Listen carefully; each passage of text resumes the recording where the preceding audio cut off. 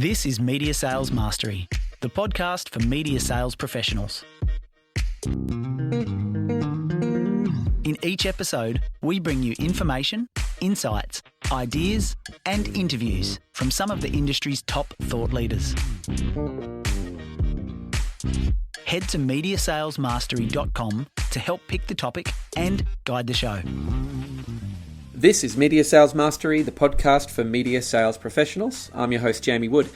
Okay, coming at you this fortnight with a bit of a lo-fi recording. I'm sorry, we are still in the grips of COVID lockdowns. Can't believe I'm saying that 18 months later. But doing this one with a bit of a semi kind of professional setup from home. Fortnight's topic is all around generating quick revenue. And I've mentioned previously that I've been receiving a lot of feedback on the podcast around our choice of topics. The key theme that kind of has emerged is that people are really wanting more focus on those quick tactics that can help them solve problems or be immediately applied to their role. So here's one I think we can all relate to. Maybe you're listening to this right now and you're trailing behind budget. You need that sugar hit of revenue to get you into that acceptable budget range. Maybe you're getting some pressure from your sales manager, to build out your pipeline. Perhaps you've lost a big deal. Maybe you've had a cancellation and there's a big hole to fill. Or perhaps the best of these scenarios, and I would love if this was the reality for a lot of us right now, maybe there's a team incentive or a stretch goal that you are striving to hit. Time is running out. A big disclaimer here. This is a short-term tactical approach to selling. It is not a sustainable long-term sales methodology. So it is to be used sparingly, it is to be used selectively, and during times when it is appropriate. And we're going to sort of get into the episode and really talk about when it is appropriate, when it is required, versus when it maybe is creating a level of longer term damage and is best to be avoided. What I'm particularly excited about is the guest we have on today, Gary Stroebel. Now, it's taken a bit of time to coordinate diaries due to time difference, but also due to his hectic travel schedule. So Gary is actually the CEO of Namibia Future Media Holdings. So he's based in Windhoek, which is a beautiful city in Africa. If you've never heard of it, I'd encourage you to actually look into it. It's one of the more unique cities over there, but he obviously has a remit across a number of markets on the African continent. So I thought it would be good to get him on, A, because he has extensive experience on this topic, but B, because I'm really curious to compare and contrast how things are different over there versus how things are maybe the same. What's kind of cool is that we do actually have quite a few listeners from Africa too. So shout out to all of you guys, and definitely let me know how this one lands. Without any further delay, let's jump into it now. The first five. Gary, welcome to the show. Thanks so much. Appreciate it. Thanks for having me. I appreciate you making the time. It sounds to me like you're someone who does quite a bit of travel and certainly has a lot on his plate at the moment. Are you in Windhoek at the moment? I'm actually in South Africa at the moment. We travel down for business a little bit, so not as much travel as there used to be.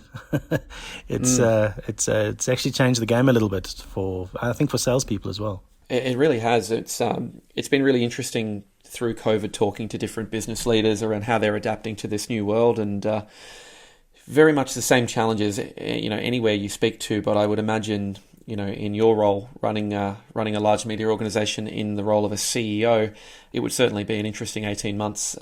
Would love to know a bit about your background, Gary, a little bit about the role you're currently in, and for the audience that are being introduced to Future Media Holdings, a little bit about the company. Thanks, Jamie. So I've been in media pretty much since university days when I got involved in campus radio, and anyone who's keen on getting into media, get involved in campus radio. It's a lot of fun and you learn on the job, as opposed to, there's not a lot of theory, but there's a lot of learning. And then got caught up as South Africa's radio sector was privatized from the state broadcaster. They sold off a number of their radio assets, and I just happened to be employable at about that time and got pulled into a regional commercial radio station and wound up doing midnight to 5, as all good radio people do start out. Got into management a couple of years later, as a program manager, then as a sales manager for a couple of years, and then was fortunate enough to be able to take over the organization at that point. We also had some print holdings and some digital development work and business that did app and web development, search marketing, social media marketing, and a marketing services company as part of the group, serving a regional market. So it was good getting exposure to a number of different segments of the industry. A couple of years ago, I decided to leave corporate life behind and get involved as an owner, and was fortunate enough to be able to raise the funding to buy out a couple of family companies and merge them to create Future Media Holdings. And we now own 4 national radio stations in Namibia.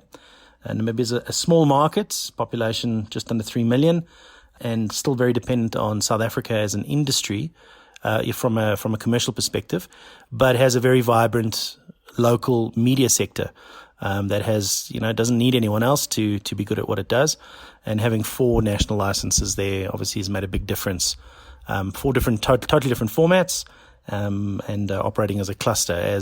As you find often in mature markets like Australia and the States, it's been quite a change from just having a single radio station to focus on and now having to focus on a network of stations. Yeah, and I could imagine selling different formats and whatnot.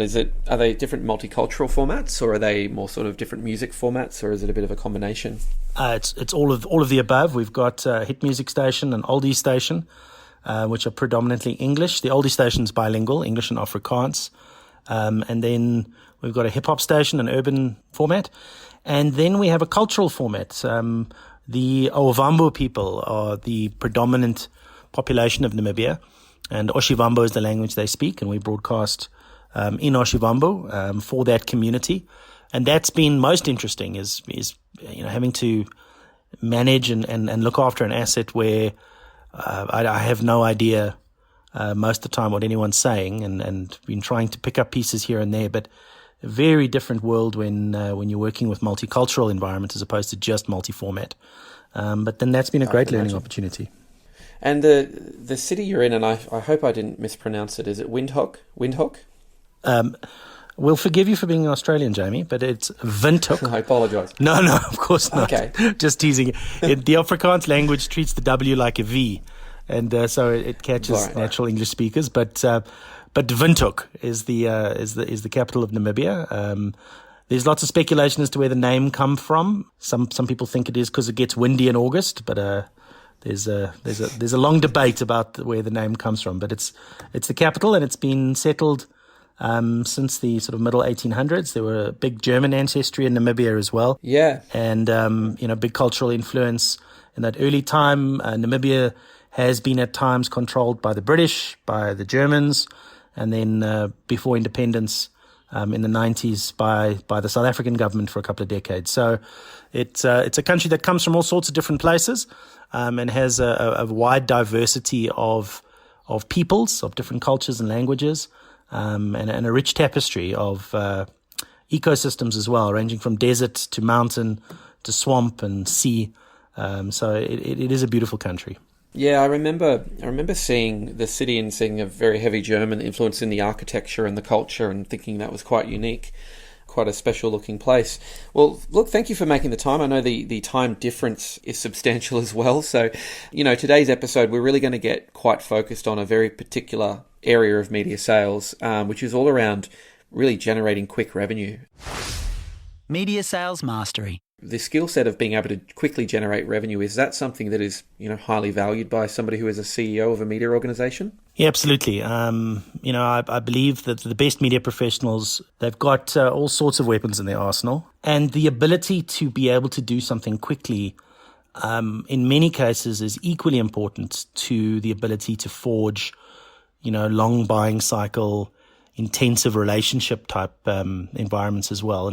And a really good media professional is honestly, in my opinion, if you're not able to pick up the phone and get your clients to say yes to something, as long as it's a no-brainer or it's quick or it's apt to, to their obvious advantage, that's a very valued tool for a media professional. And it, unfortunately, is something that I've seen with many radio salespeople is, they often see that as a cold calling type environment, and it shouldn't be, because you should have had the relationship to be able to pick up the phone at any time and ask. But to my mind, that ability to lean on the relationship is a hallmark of a truly well-rounded media sales professional. It certainly seems to me that in the current trading environment, the market is very short-term in its planning and buying of media as well. There's a scenario that I wanted to maybe throw at you, which I think is a common one that the audience might encounter.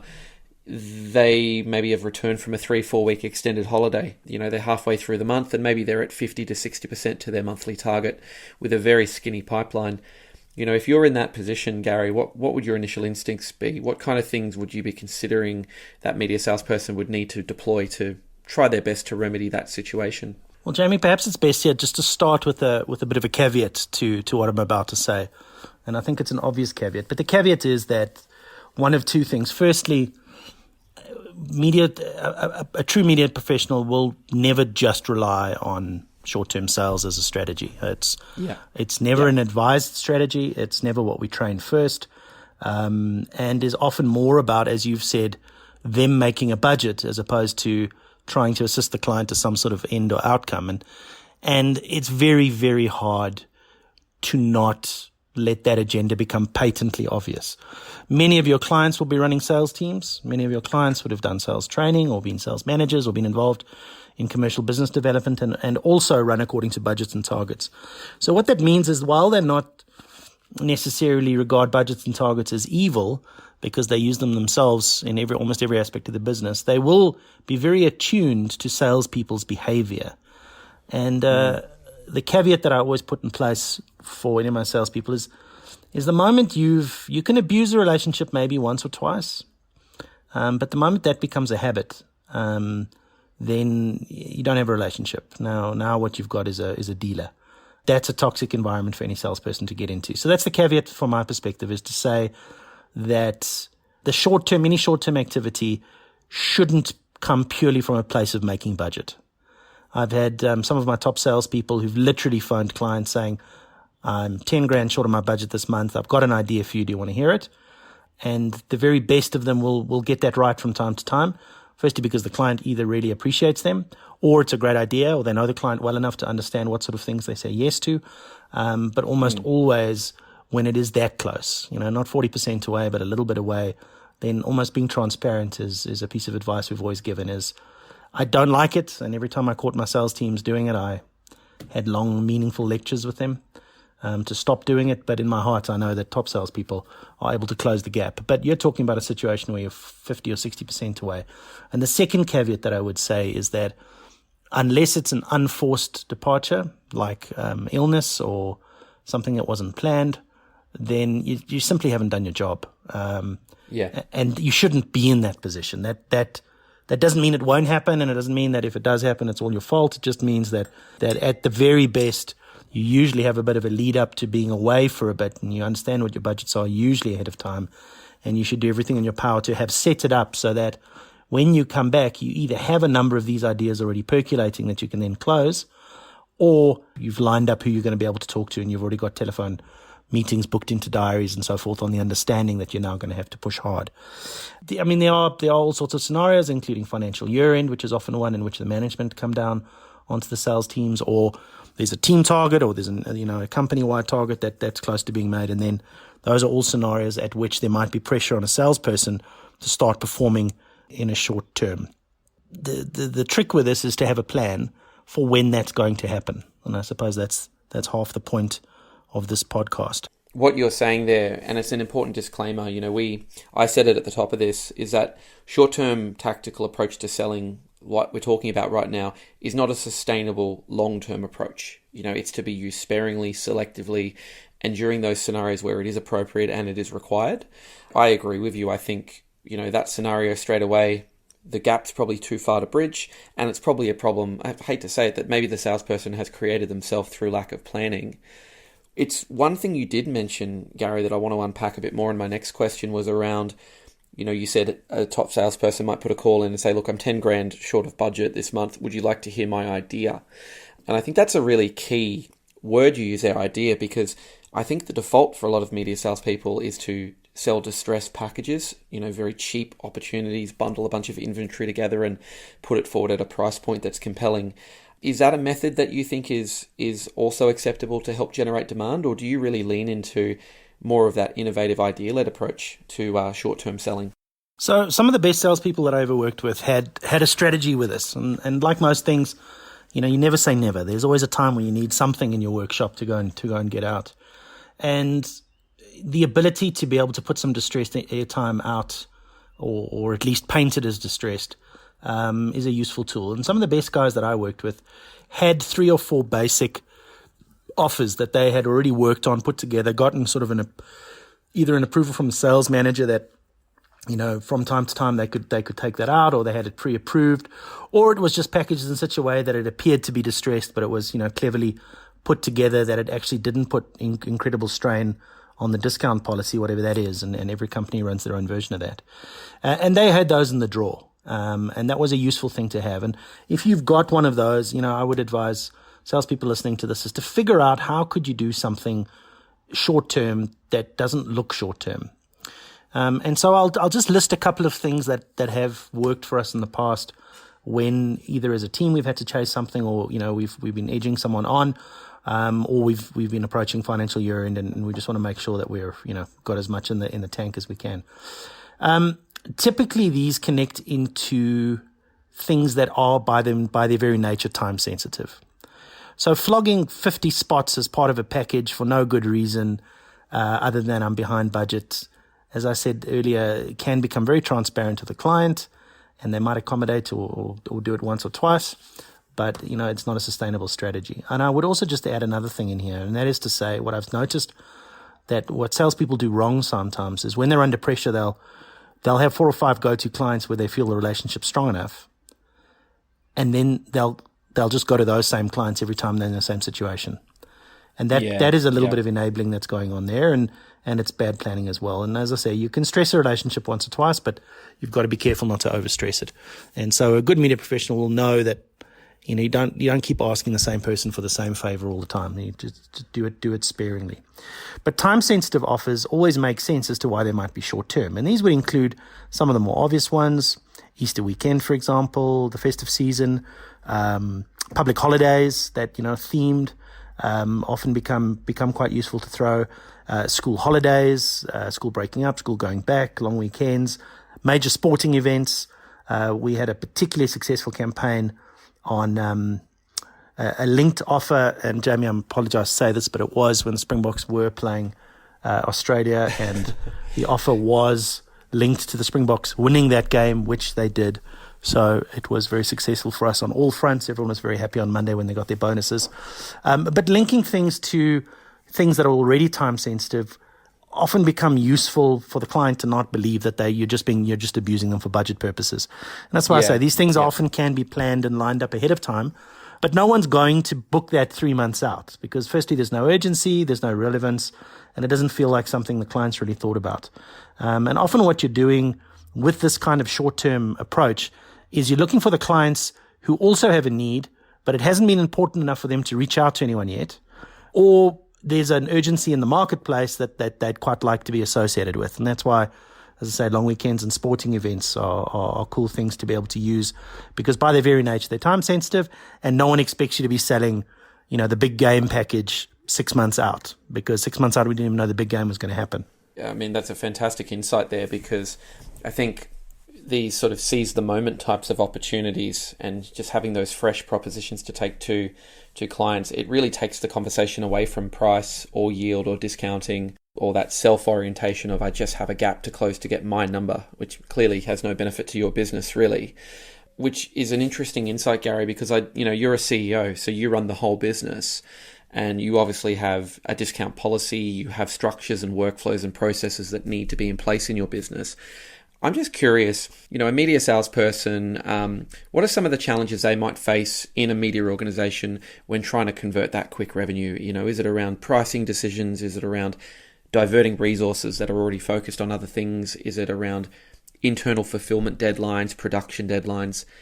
How can a media salesperson who's looking to really trade that short-term market proactively manage some of those different internal stakeholders in a business that they need to fulfill the revenue?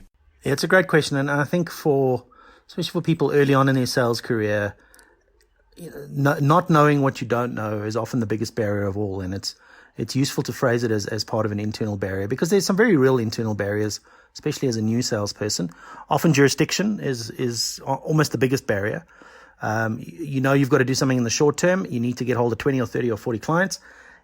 And then who can I phone? Who can I call? Now, in the best run organizations, there's usually pretty good databases available. There's usually quite a decent prospect list that's available. There's usually quite good policies on harvesting clients back, from reps or from salespeople who haven't done business with them for a while. But that's not always the case. And more often than not, what I found in a radio environment is that isn't the case. The senior rep would sit with a list of 200 clients that's theirs, and dare anyone call them or even make eyes at them. All hell breaks loose internally. And so for junior salespeople, that can often be the single biggest challenge, is just knowing who to call. Because often some of the best prospects are sitting on someone's list and they just don't get to them, but they will one day. And top salespeople know hoarding clients is a great idea. Top sales managers know it's a terrible idea, and that's often where the dynamic comes in as to how strong a sales manager is to make sure that there are prospect lists for junior people. But that's something to navigate, and it's useful. I would advise people early on in their sales career to have an open conversation with their sales manager about the prospect list. Now, a prospect list doesn't mean you have to phone them immediately, and often they might be clients who only advertise once or twice a year, and often around time-sensitive events. And often top salespeople just don't get the time to get back to those people, and so they fall off.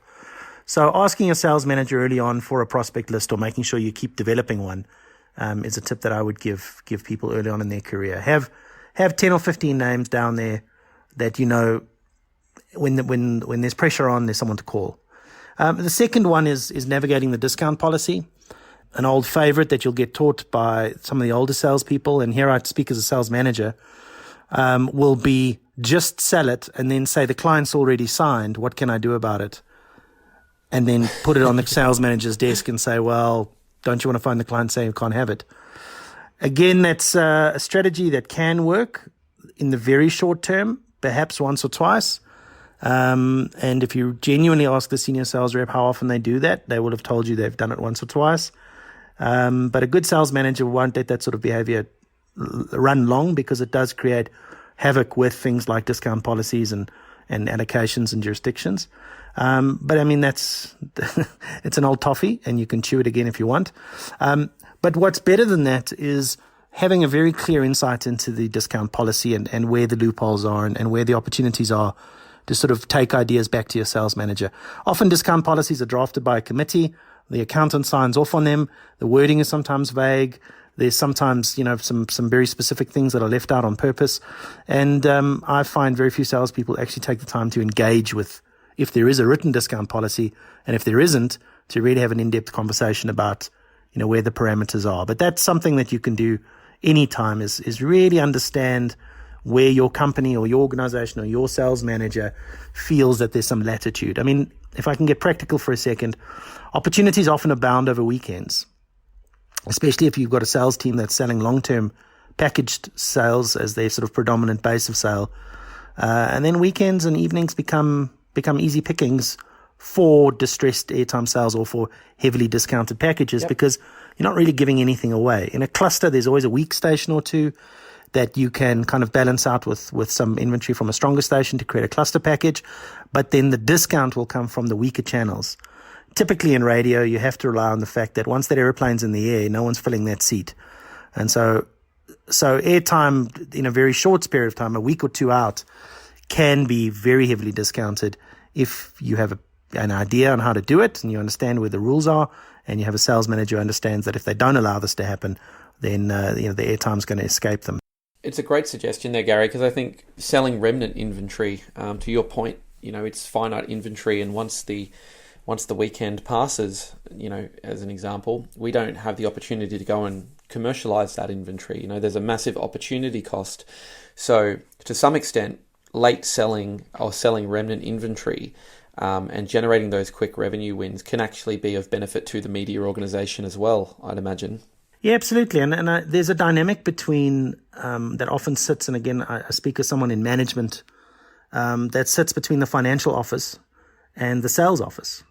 And often what sales are trying to do is to sell very discounted packages over the long term, because that's the easiest thing to sell. That really is, that's the Big Mac on the menu. You don't have to try particularly hard. And what accountants are trying to do is to stop that from happening, because that's clearly the most expensive form of sales for a radio, specifically for a radio environment. And there's a dynamic at play there. But what often happens is you get wound up in the vague concepts, distressed inventory versus discount. And you lose sight of the practical aspects. And that's why I say if you're looking at short-term strategies, then look at things that are already short-term by their nature. And then that's where the loopholes, and I call them loopholes, but that's where the opportunities or gaps in the thinking that's often laid down becomes apparent. And good salespeople won't wait for the sales manager to come up with a package 2 days before the opportunity. They will be constantly looking for things that they can attach to short term. Because if you're good, the long term's already in the bank, the relationships are in place, the courtesy calls are happening, and the occasional upsells are already, penciled into the diary. Today we're talking about short term, and that's where you need to try and figure out where the opportunities sit as a salesperson so that you're in control of what you do tomorrow. You mentioned earlier around, account lists or client lists and allocations. Curious whether targeting particular categories is something you'd recommend, particularly at a short-term level. So, I'll give you an example here in Australia. The government just released legislation which was mandating every room in a house now has to have a fire alarm. So there's an opportunity to effectively, for a savvy media salesperson, to pick up the phone and effectively make contact with all the different clients in the market in that category. It's a short-term tactical approach because there's going to be a very short period of time where people are going to have to go out and make those purchases. Is that something that you've typically had your sales team deploy, that sort of category-led approach and identifying those opportunities where there's a market need to be talking to an audience? So from time to time, it's obvious. But, I'm conscious of the fact that in this particular episode, we're talking directly to salespeople. And as a manager, sometimes you'll get it right and you'll figure out, a little gap in the market as it opens. And your example's a very good one of a change in regulation suddenly creating a new market. COVID certainly would have created new markets for all sorts of things, from home deliveries to how meals are consumed to how groceries happen, we've seen some very innovative insurance products about no one's ever driving their car. So, come to us and it's a different pricing strategy. But all too often they aren't obvious. And again, I just refer back to my experience as a manager watching really good salespeople go about their jobs. And the really top ones were spending some time reading the news. They spend some time figuring out what's changing. There's an old adage, and we've all used it, that if you do the same thing over and over again, then you're going to get the same result. And all too often, it's the small, subtle changes in the marketplace that create opportunities. And these would include things like a new shopping mall opening that will create different traffic flows, and thinking about the businesses on that traffic flow and how they could either benefit or be in danger. If you're out of that traffic flow, suddenly you'll need a different message to communicate with an audience that's no longer just coming past your front door. It might be a new set of regulations from a municipality or from the government. It might be a health scare. It might be even things like, as I said, short-term things like sporting events, long weekends and holidays. Create slightly different things that will allow you to go back to an advertiser who might have, under normal circumstances, not even had a product for you, to advertise on your medium. Radio does have limitations in terms of what it can do. But all too often, something's changed, and now you need to communicate with the audience, and that gives you the opportunity for an opening with that particular client. So the top people are watching for what's changing. And what I find all too often is the mediocre salespeople are trying their best to find a groove that nothing ever has to change, and they can still make their money. But the guys who perform are looking for the kinks in the market. I think it's a fantastic insight, and I would completely agree. And it's a skill set that takes time to develop, having that level of commercial acumen and being able to forecast or predict, some potential future opportunities that may exist or some markets that may be created. But I certainly agree with your sentiment there that the people who are really plugged in and just certainly make a point of reading and researching and understanding business and category are the ones who often rise to the top of the profession.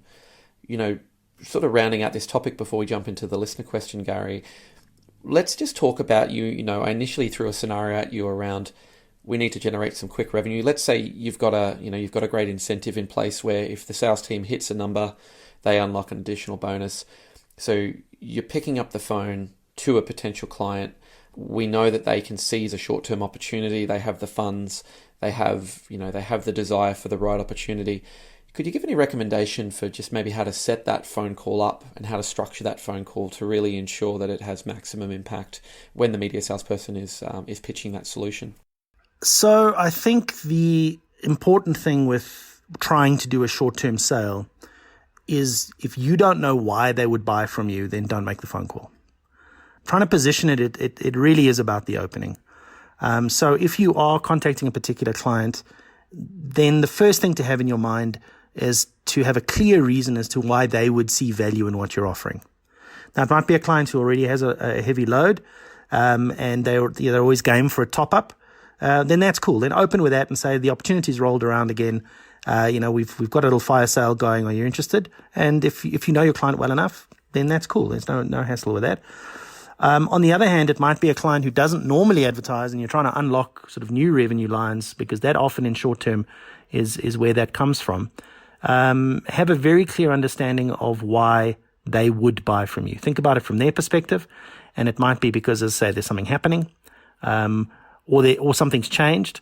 It doesn't take these days, Jamie, and this is the advice I've given salespeople from day one. Google is your best friend. If they're in a particular, you mentioned category selling. If you're going short term, then target a category by all means. Just spend 2 minutes trying to find out what that category's business is. Usually there's some terminology that they use in that category that if you can use in your phone call, then that immediately gains you some trust. Or something's happened in their industry. It might be recent, it might be ongoing, it might be pending. And if you can refer to that, then that also gains you a little bit of trust that you understand their business as opposed to just trying to flog them something. But if you don't understand their business, you're highly unlikely to understand why they would buy from you in the first place. And so that's what my advice would be on that setting up that call, is start out with having a clear idea on why. And then you can sort of build your conversation around making sure that why becomes clear to them too. Fantastic insight there, Gary. And I'd agree. I'd actually encourage anyone listening, if you want to get better at this, there is a previous episode the podcast is done called Building Better Business Acumen, which very much goes into what Gary's talking about, of getting a deep understanding of categories, businesses, what trading environments are, what actually drives certain industries in particular, and then therefore being able to have an understanding and a deep knowledge that you can then relay to the client to build credibility. We're going to jump into the listener question. This one came to me from a listener who is actually based in South Africa, Gary, so that's an interesting coincidence. I can't ask my sales manager that. My sales director has a very reactive approach to pricing, where our rates jump down substantially in the last week of the month if we're short of group budget. I get a lot of pressure to offer these deals and packages to clients to top up their spend. The problem I have is my longer-term clients are becoming very cynical about the prices they're paying and asking me why I'm charging them such a premium compared to what they would get at the last minute. I'm in a difficult situation because on one hand, I do actually write a large amount of revenue by selling remnant inventory, but on the other hand, I understand my client's perspective. Any tips on how to manage this conversation? It's a bit of a delicate one there, because it is going to require this person to probably have a conversation with their sales director. Reflecting on that, is that a common issue you've maybe encountered, and any sort of initial thoughts? It's unfortunately all too common in radio.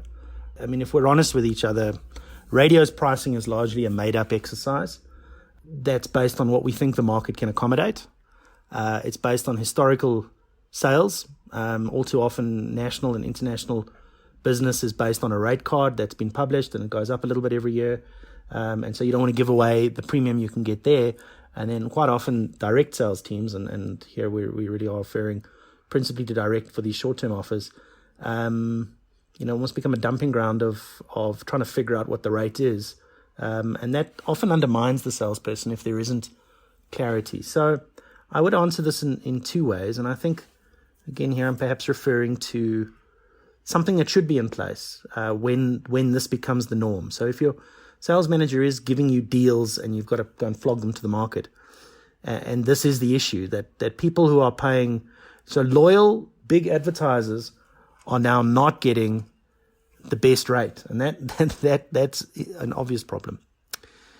There has to be different rules, and the example that I've often used in explaining this to sales managers is the old standby ticket. You don't really get standby tickets anymore because of variable pricing happening on the internet, so they now control this with all sorts of other algorithms. But the old standby flight tickets, it was much cheaper than the standard ticket, but you understood it came with rules. You may or may not get onto that flight. You'd have to be there at the gate. You'd have to wait until they come and called you. And if you didn't get on the flight, they said up front, mate, sorry, let's try again next time. So that anyone who didn't want that ticket, that what they were actually saying no to are the rules as opposed to the price. Everyone wanted the price, but no one wanted the rules. And so when you are creating short-term packages or last-minute packages, what is critical is that there's a different set of rules at play. And obviously every station has its own, ability to create and loads and time channels and limits and time extensions and so forth, and even production elements that might come to bear. But it is important that sales managers give consideration to short-term packages must have different rules. And if they don't, you place the salesperson in a very awkward position. On how to handle the conversation if that's already happened, that really is a very difficult one. And therefore, I go back to what I was saying a little bit earlier in this podcast, where we were talking about link the offer to something specific. So that if you feel like your long-term client's being a bit cynical because of the Christmas special you've just pushed out, then ask them if they want it. And if they do, then sell it to them. And if they don't, then they've said no. And that often becomes a slightly easier way to get around it because it is short-term and it has rules and can only be used for these 3 or 4 days.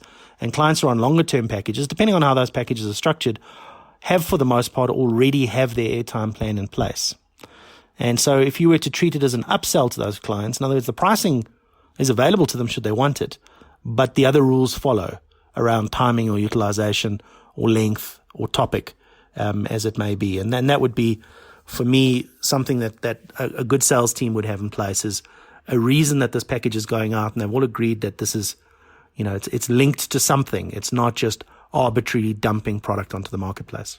I think that's a phenomenal insight, Gary. I'm curious whether there is a level of delineating the clients who they should be taking these opportunities to as well. If you've got a long-term strategic advertiser that's paying, a relatively healthy yield, and the relationship is founded on being that strategic partner and working with them collaboratively, whether coming to them with short-term packages or opportunities actually undermines the integrity of the recommendation you initially put forward, and whether there's maybe an argument for creating a pool of price-sensitive clients. These are the clients that don't want to pay full rack rate. They're only going to want to access the radio station or our media solution if it's at a price point that's attractive to them and it's within their means, and maybe creating a bit of separation between those two clients and not really going to that to those same old channels like you mentioned earlier. I wonder if that might be something this person could think about as well. Yeah, I think it links to what I was saying a little bit earlier about understanding why. So typically someone who might be a long-term high-yield client, let's say it's an insurance broker. If you're pushing out a short-term package and you've linked it to something specific and you can't figure out why he'd buy it, then he wouldn't have been interested in the first place. And so trying to figure out, which clients are sensitive to short-term. Now, sometimes you have a big retailer who is long-term high-yield advertiser. And I don't think at that point it undermines the relationship as long as it's linked to something specific. The thing I've always had a big issue with, if sales managers are simply dumping inventory with nothing other than it's now cheap today, because that definitely undermines the relationship, and that has often, it happens occasionally that it does happen, and a big advertiser will come back to you, and anything that harms the trust with your best clients, it's almost better not to do it at all, and forego the short term than focus on the long term. But if it's linked to something specific and the client wants it, then sell it to him as well. Generally, they understand that products go on sale and can't always control timing.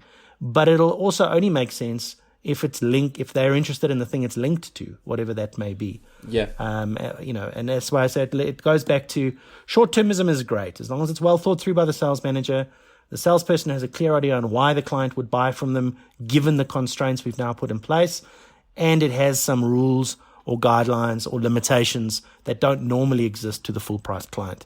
Then it doesn't undermine the relationship if you take it to the big client, because probably they'd say no. They'd say, thanks for thinking of me, but we're not interested. And they'd think you're a great salesperson. Yeah, well, there is something to be said for flipping this. I know one of the tendencies that can happen in some of the teams I've led is you might be inclined to take these opportunities, these short-term opportunities to new advertisers versus your existing contract advertisers. And maybe the reframe is to go, your key partners, the people that are investing with you long term, that you're working closely with, who are investing at a high level, they should be the ones who should be afforded the first right of opportunity to see a short-term opportunity, as long as it is tailored, as long as it is relevant, and it is something that is truly time sensitive. So that was a tremendous insight you had there around, the rules being different, and certainly that idea of the standby list. Whilst we talk about all media, I think radio has always likened itself to the airline industry in that sense of once the plane takes off, you can't sell the the seats as well. Gary, thank you for your time. I know it's precious. I understand you do a lot of travel. I do really appreciate you contributing to the podcast, and I think clearly you've got a very broad commercial acumen and experience. So thanks for kind of just getting deep into one particular facet of media sales for people who are probably struggling with this aspect early in their career. I suppose if there's one thing you might be able to leave the audience with, maybe one piece of advice, on the topic of generating quick revenue that they can immediately apply this week, what might that be? The single biggest thing that I see when I'm being pitched by a salesperson is if they haven't figured out why I want this product, and they keep telling me about its features and its benefits, and the price and the discount and they haven't yet given me a reason to want it, then more often than not the sales effort fails. And it's not about wanting someone to spend time understanding my business. It's just simply about I don't always have the time to figure out why I want this in the first place.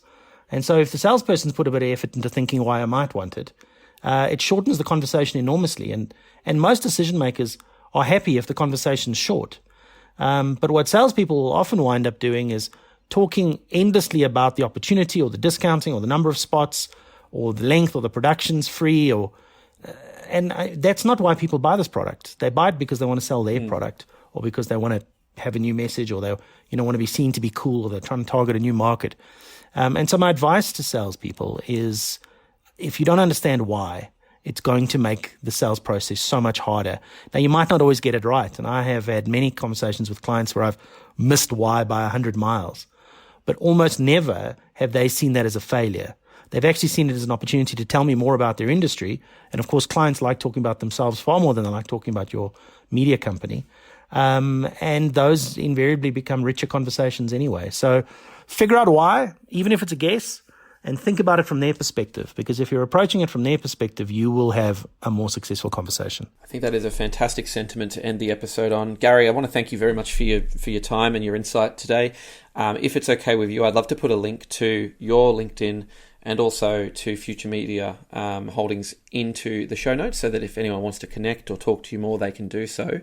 But thank you very much for spending a bit of time with us this evening, and we look forward to having you back on the podcast very soon. Jamie, thanks so much. And let me congratulate you on the initiative. I think that this particular area of media sales is often ignored. The first 1 to 2 years in a media sales environment, we know that we have massively high attrition rates in all of our industries. And it's usually because the training given to these new recruits, who are often young, is often dismal. They'll be trained on the product, but they won't necessarily be given real life advice on how to get something over the line or how to talk to a client. So I've scanned through the work you do, and I think it's amazing. And I congratulate you on the initiative to professionalize our industry a little bit more. That's exactly the reason I started the podcast, and it's reliant on people like yourself sharing, their experience and insights. So really appreciate that. You have a great evening, Gary. Thank you so much. Thank you, Jamie. You've been listening to Media Sales Mastery, the podcast for media sales professionals. Head to MediaSalesMastery.com to help pick the topic, guide the show, and don't forget to subscribe to receive new episodes each week.